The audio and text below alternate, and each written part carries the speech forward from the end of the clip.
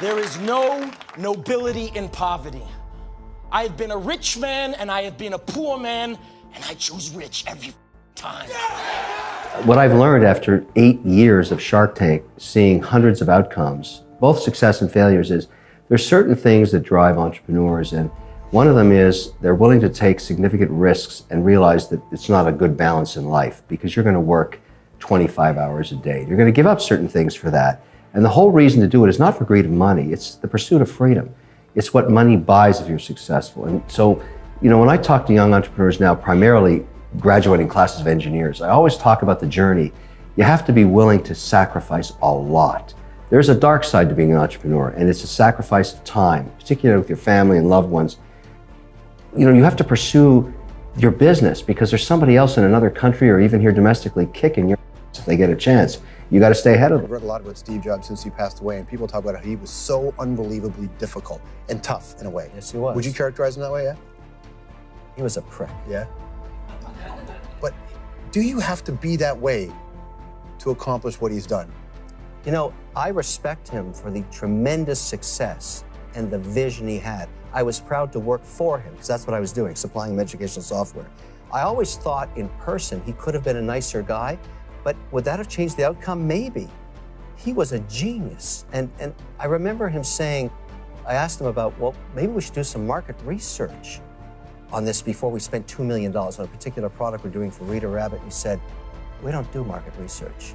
We tell them what they want. People check their Twitter account, or they'll answer a Facebook message, or they'll do something that has nothing to do with making money. And the reason you go to work in the morning is to make money. That's what you're there for. All the other wonderful things you can do with your time are based on your ability to create an income for yourself and your family. So why spend any time doing all that crap, which is distracting? And so that's the number one thing I find in my companies is when you see someone failing and you look at how they manage their time, you'll see right there what's going on. They're not focused on what matters. I have over 32 portfolio companies now, and every day my email, my phone rings.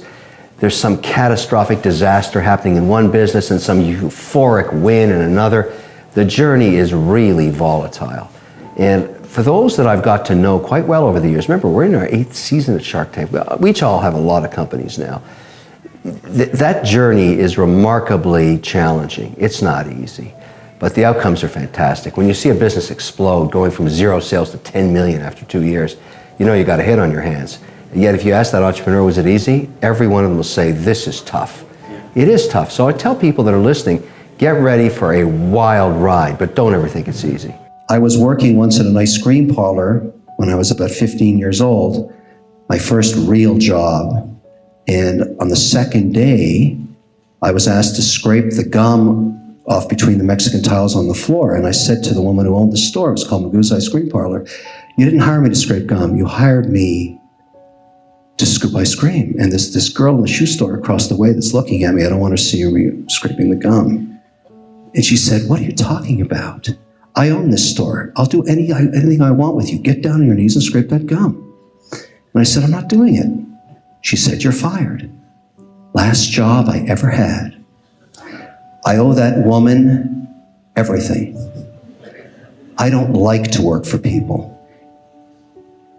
Many of you in here, I hope, inherit that. There's nothing wrong with it, but if you want to control your own destiny, you work for yourself. That's how it works. I'm trying to inspire those of you who are on the tipping point. Take the chance, you're young. Go for it.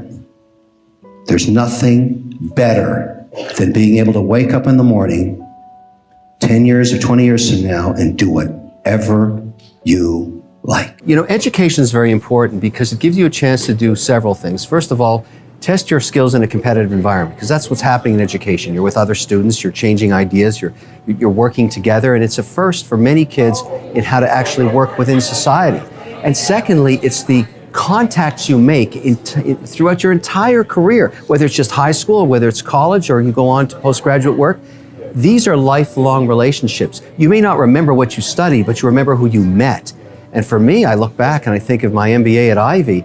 these are some of my most important contacts in business today. I can call them up. They'll always take my call. They know who I am. We know each other, who we are and what we do in different sectors. Education is very important, but I stress it's not a prerequisite for success. Most people think, oh, I'm going to start a company, 2 months later it's going to be worth $1 billion, and I'm going to make a fortune. That is actually not what happens to 99% of people. 8 out of 10 fail. They have to do it 3 times. They spend a decade before they get their hit, or they work at one company for 15 years, and they finally get an exit. It's more like that, and the personal sacrifice is huge.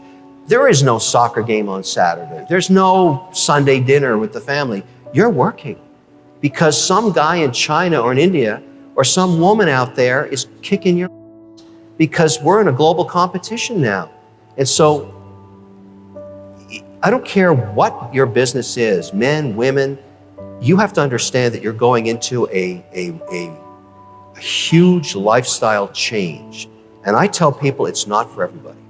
Don't do it if you don't have the stamina to get kicked around and driven into the ground and get up and do it again and beaten up by people that tell you, this is not kumbaya stuff. This is hardcore stuff. In life, the number one thing that people screw up on is this. They buy stuff they don't need. It's that simple. Go look at your closet sometime.